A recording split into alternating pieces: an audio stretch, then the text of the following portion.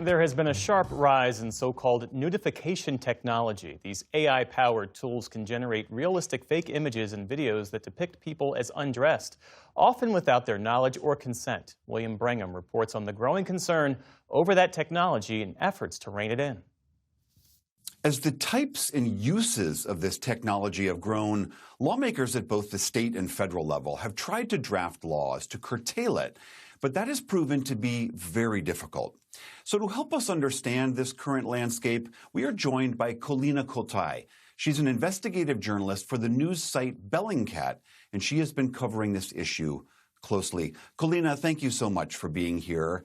Could you help us just understand at first what these technologies are, what they do, and how they do it? Yeah, thanks for having me here.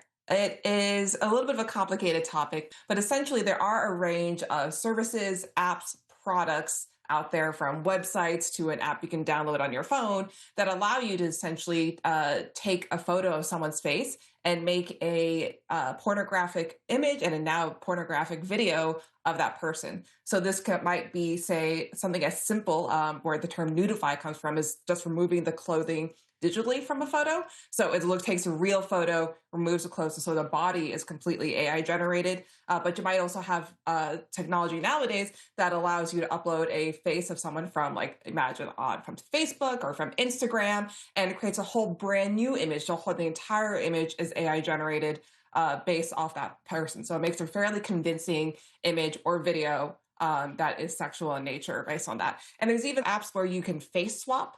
So you might have a video clip, and in some cases a pornographic video clip, and you upload someone's face, and it just essentially swaps that person's face onto another actress's body. So while the face itself and the video itself might be real, they're from two different sources. And these all kind of fall under the range of sort of what we might call like AI nudification, AI deepfake, AI-powered non-consensual intimate imagery. And how widespread are these technologies? Who's making them, and who is using them? Yeah, the technology is unfortunately incredibly widespread. It's something that is a global issue, not just here in the US, but it's something that is definitely plaguing, say, like US high schools. There is case after case of this kind of technology being spread about, being used by students. I think some of the recent surveys that have been done is that I think 50% of students are familiar with the technology. I've seen someone use the technology, something along those numbers, and I think it just keeps on rising and rising. And as far as the prevalence and availability of these kind of apps and technologies, you can find technology that does something similar available on the Google and Apple Play Store, which people have access to with their cell phones. But we also can think about really name brand platforms like Grok on X. So Grok is one of the platforms that is widely available, although not billed as a nudification or an AI deepfake app. It is an app that has been consistently used to generate non-consensual intimate imagery of both adults and of minors. But you also will see the prevalence of websites. So you might go to a particular website. You don't have to do anything fancy or use a Google search platform or your search platform of choice to be able to put in something like a deepfake generator, nudify app, something to remove clothes, things of that nature, and you find easily access to this. And particularly, these are cheap services to use. I say that, with a dollar in 5 minutes, you can create, unfortunately, a really convincing non-consensual intimate imagery of someone. Can you talk a little bit about the efforts that have been made to try to curtail this? I know there's been federal action, state-level action. What kind of things have they done, and how successful have those been? Yeah, we've seen some really great federal action that's taken place. So if you're familiar with something that's called the Take It Down Act, I believe we've actually seen now 3 people charged and arrested under that act.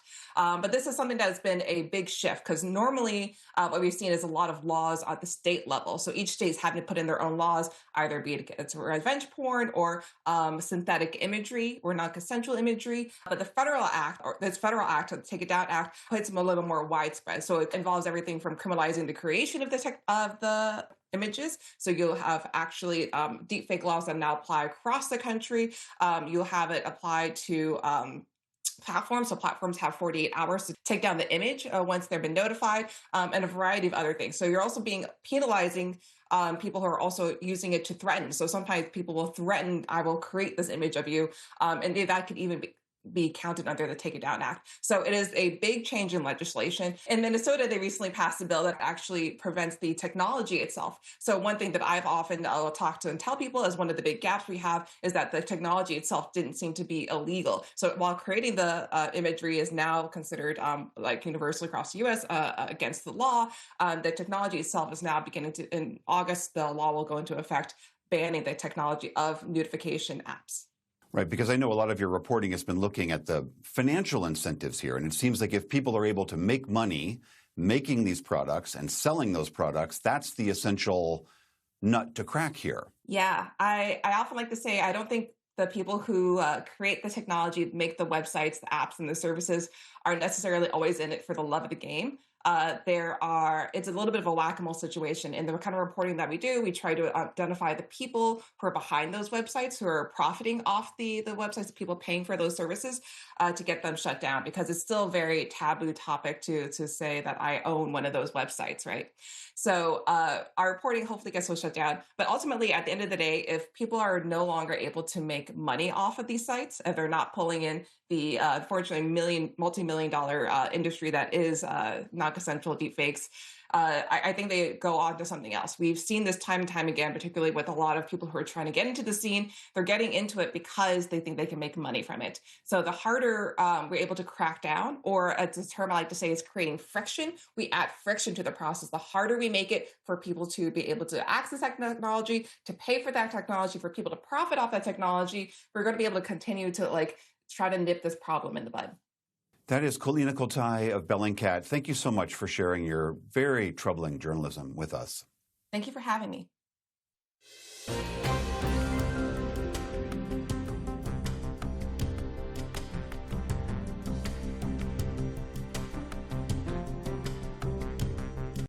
Support journalism you trust. Support PBS News. Donate now, or even better, start a monthly contribution today.